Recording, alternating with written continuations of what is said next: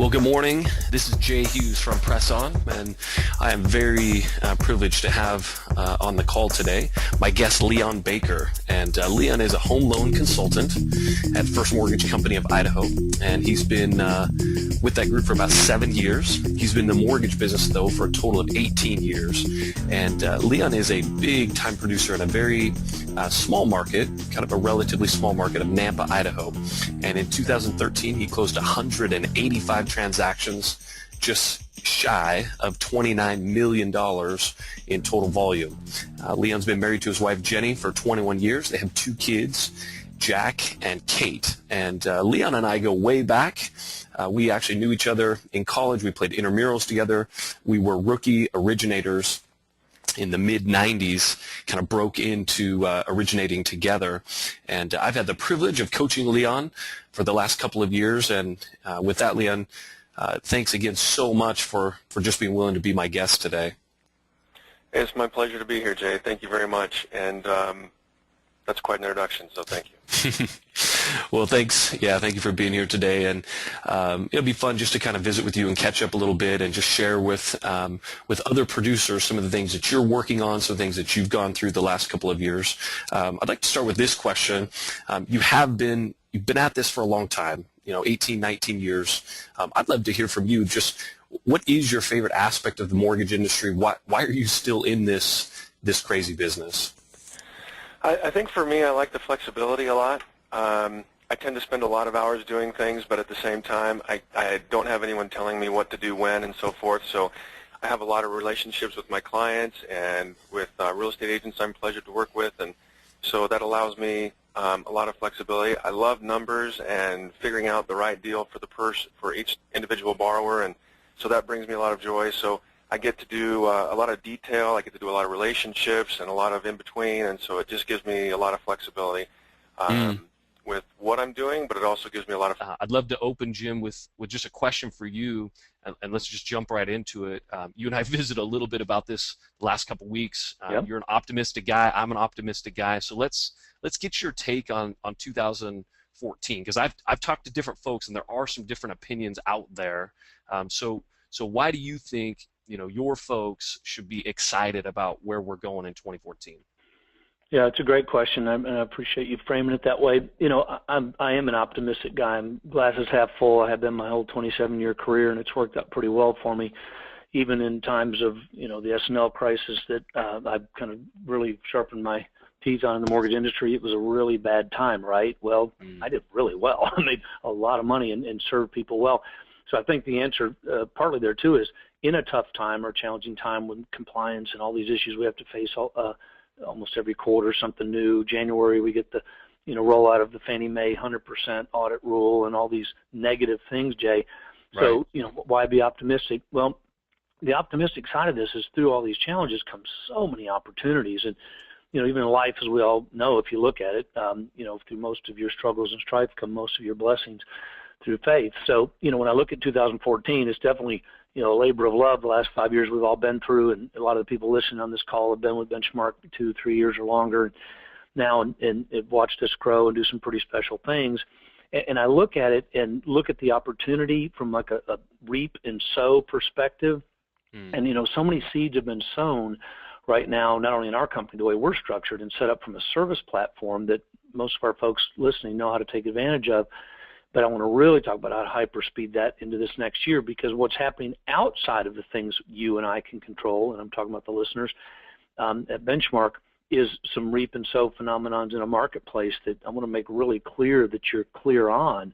When you look at the combination right now, Jay, of rates, and that, yes, they've gone up, 150 basis point plus shift in an upward fashion in just a 90 to 120-day period. It doesn't happen that often, only 5, maybe 6 times in my 27-year career, so this was like the 5th or 6th one.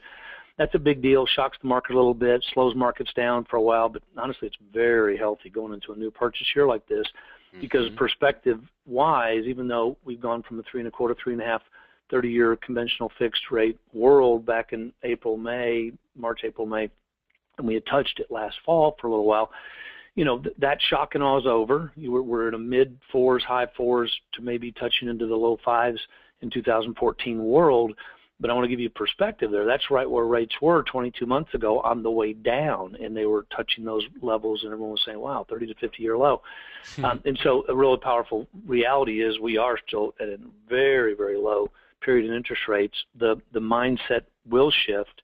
You, the loan officer and originator, have to already have shifted to, hey, Mr. and Ms. Smith, 4 3/4 or 5% is a great rate. And then the reality of the shifting of the yield curve right now, I would really implore everyone to understand the reality of that. Short-term rates have moved almost none, Jay, in the past year. The one-year T-bill is 4 basis points higher than it was a year ago, where, long-term rates are 150, 160 basis points higher. So those are part of the reason that in the Reap and Sow platform I'm setting. But the other part is just the reality of, and I'm going to use an illustration here in a minute to really hit this home. There's things you can control, there's things you can't control. Put that first picture up if you have it, Garrett. I want to, now you may look at this and go, well, what's that? Well, that's a picture of my ranch. I own 2 ranch properties, one with my partners and one myself, and this one's in Lampasas County in the heart of the hill country in Texas. And that's a very dear friend of mine. My best friend's dad's standing there. And that lake, although I've only been a part owner in that ranch for a couple of years, that guy standing there started buying the first pieces of that ranch, my best friend's dad, in 1966.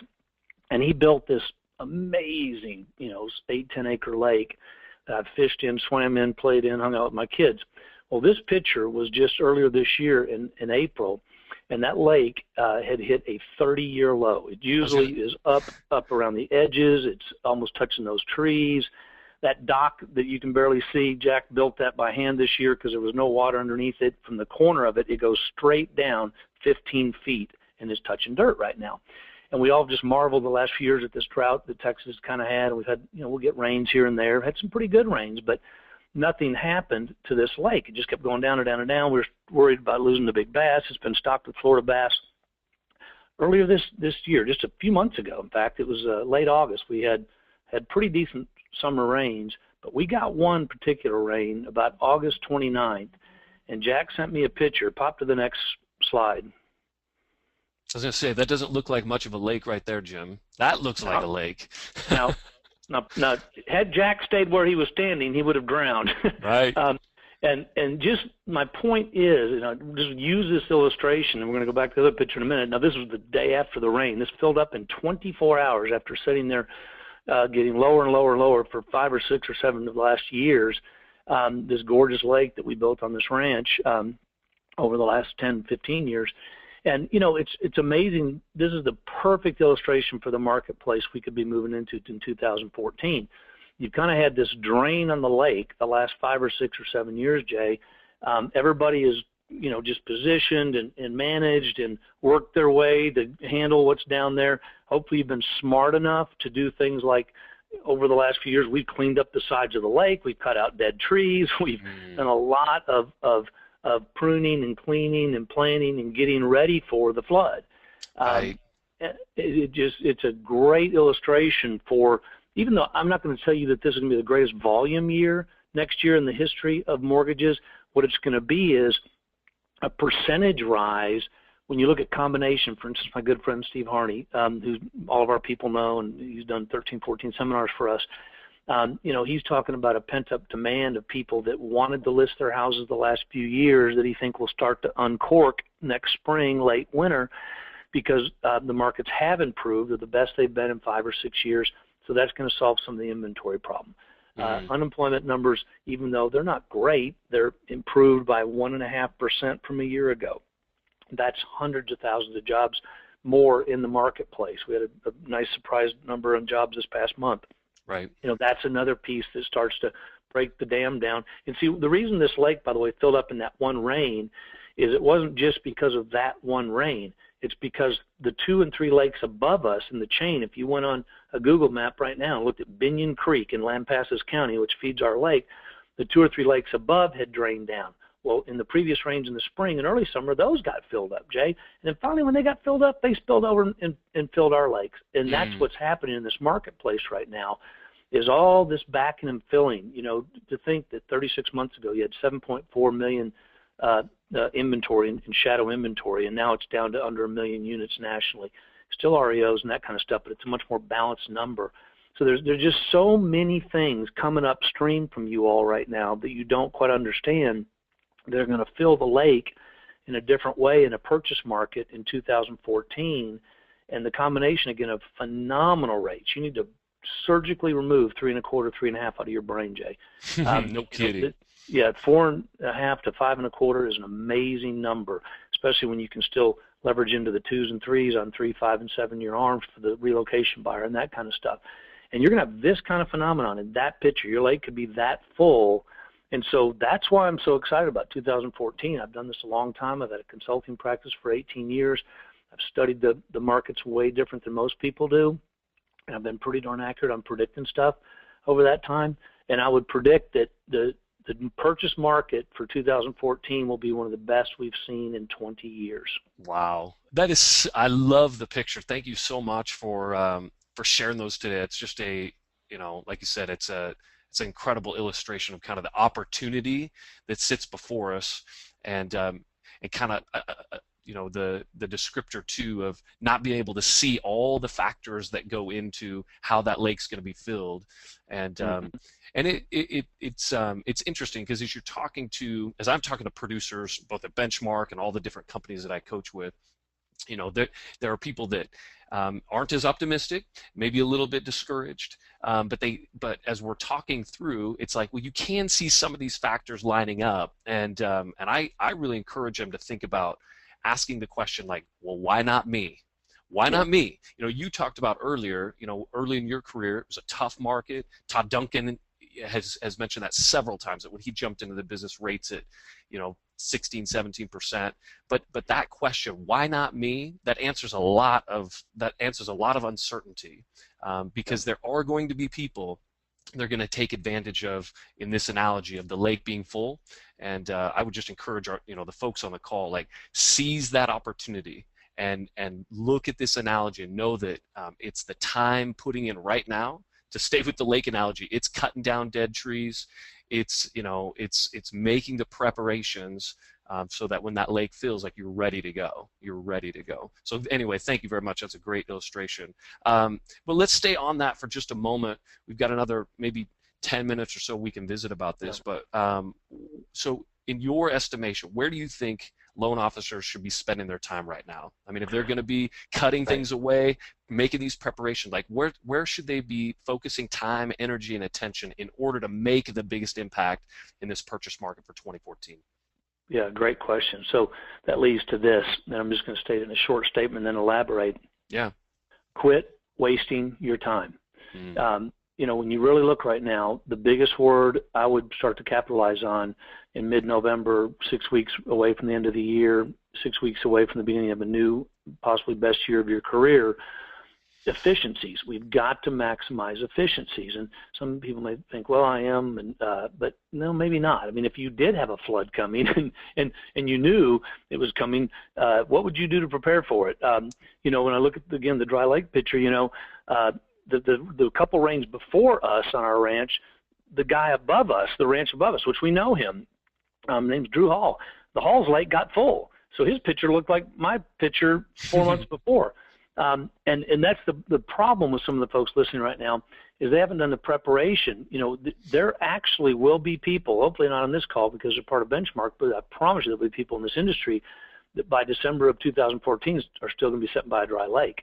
And that's because they didn't move, shift, and shift is probably a really key word right now, because there is a constricted marketplace, but there's going to be a larger percentage. In other words, if a marketplace is at 70% capacity and then it moves to 91% capacity, well, that 21% extra points up, if you do the math, that's a 30% rise in that marketplace. That fills a lot of boats, maybe not all boats. And so you've got to shift to where the marketplace is. And the marketplace is going to be with people that are preparing, that have got the best utilization of efficiencies in technology, marketing, clients, past client databases.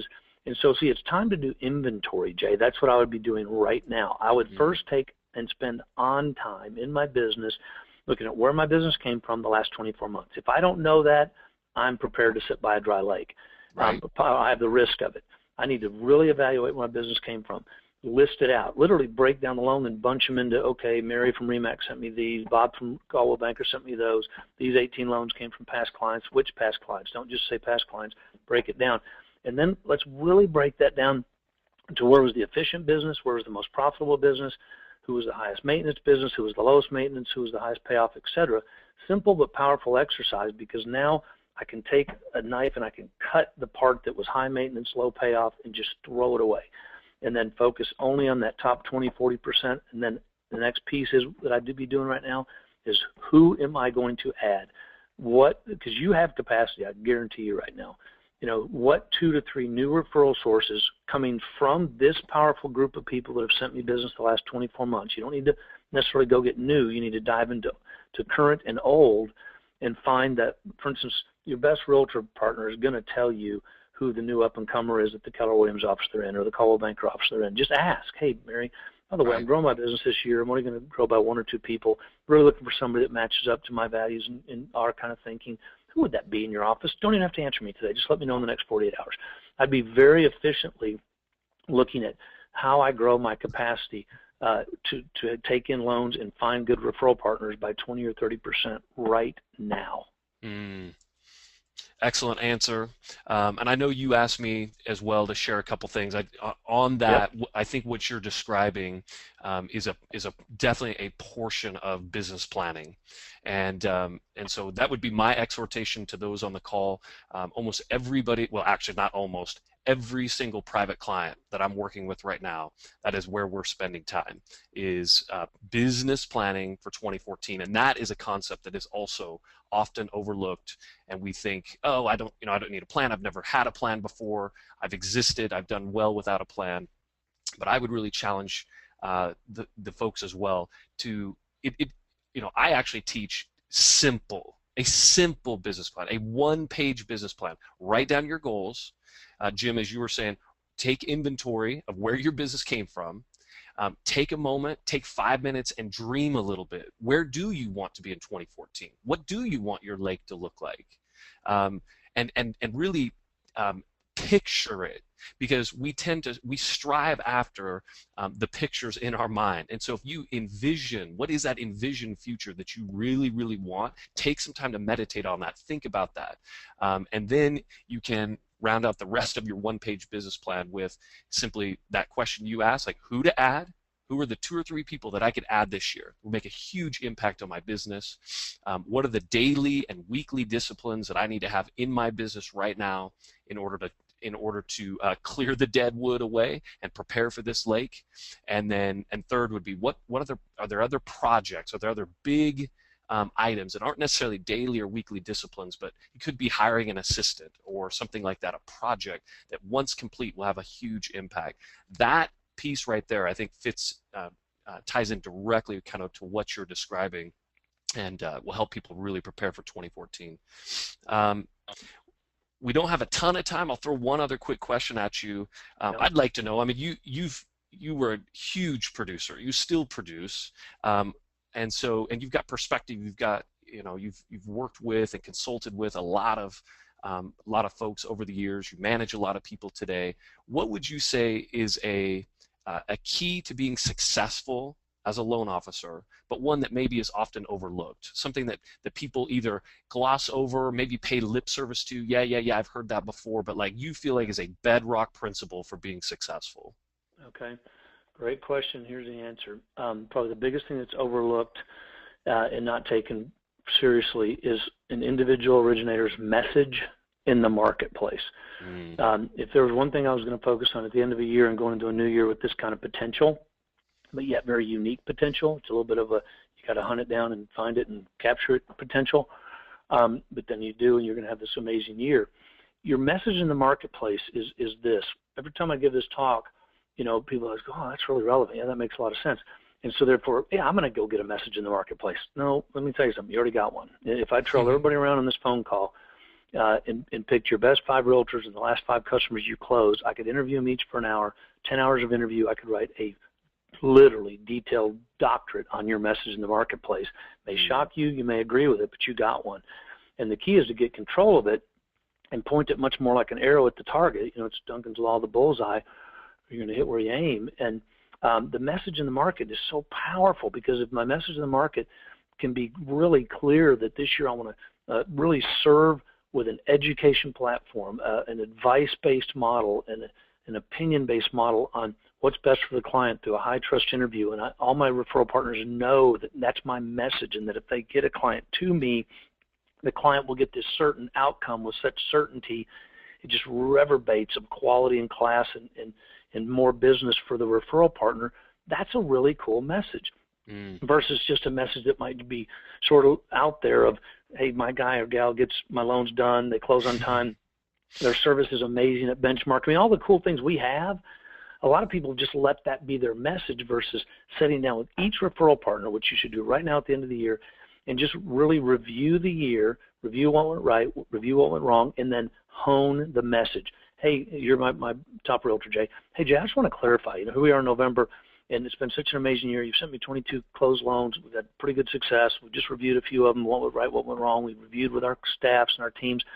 But, I want to make clear to you, Jay, if I haven't before, my message this year in 2014 is, in other words, that direct. And it's, for me, it would be what I just told you. Each one of your clients, when they come in and see my 45-minute presentation, Jay, and that's why I want you to really stand by me on making sure all of them see it, is that they're going to get this kind of assessment, this kind of high-trust interview, this kind of outcome, this kind of analysis of what's the best strategy. If someone just says, hey, what's your 30 fix? I'm going to say, Mr. Smith, one of the reasons Jay uses me is because even though we may do a 30-year fix, I still want to assess what's best for you. When you're coming in to borrow this much money, in other words, I could rattle on, but the point is, do you have a clear message in the marketplace, and is it transferred enough to the referral partners that you want to affect so that they're helping to share your message? Because one of the most powerful things you can do once you have a message, Jay, is you get that message on the back or the wings of others, and that's how I did $100 million several years in a row while I was still at a balanced life and did lots of seminars and that kind of stuff. Is I had a very clear message that enough other messengers were taking my message to the marketplace and to clients over and over and over and over and over, and it still reverberates today in a past client database. Wow. So that'd be the most important thing that many overlook is, what's my message, and is it being carried properly to the marketplace? Being focused on an item and addressing it tends to bring a solve for it. And somehow you find a way to make that work. And sometimes it's just an idea to come up with, maybe it's talking with other people about it, whatever it is, somehow, some way, those things just work themselves out. With regard to how that intersects with my faith in God and my trust in Him, that He's my source and so forth, that used to be my saying, is like, well, if God puts it on my desk, I'll close it, and that's great. And I'm happy for what He puts across my desk, and that's all I need. And so that was how it was before, but I think I've taken a different mind to that. There's a verse in Proverbs that says, commit your ways to the Lord, and He'll direct your path. And so here I am putting my goals down and saying, hey, this is what we'd like to do, and I'm going to put those at His feet and let Him do with them as He wills. So I think that's in line with that passage, and that works for me. Yeah, that's great. Excellent. Thank you for sharing on that. So, we've touched on some great things here. Was there anything that I've missed, anything else that you'd like to share that maybe we haven't touched on yet? I think we've touched on pretty much everything, but I think that the key for me when I started changing and turning the boat, if you will, what I look back on and say, okay, how do we get from point A to point B?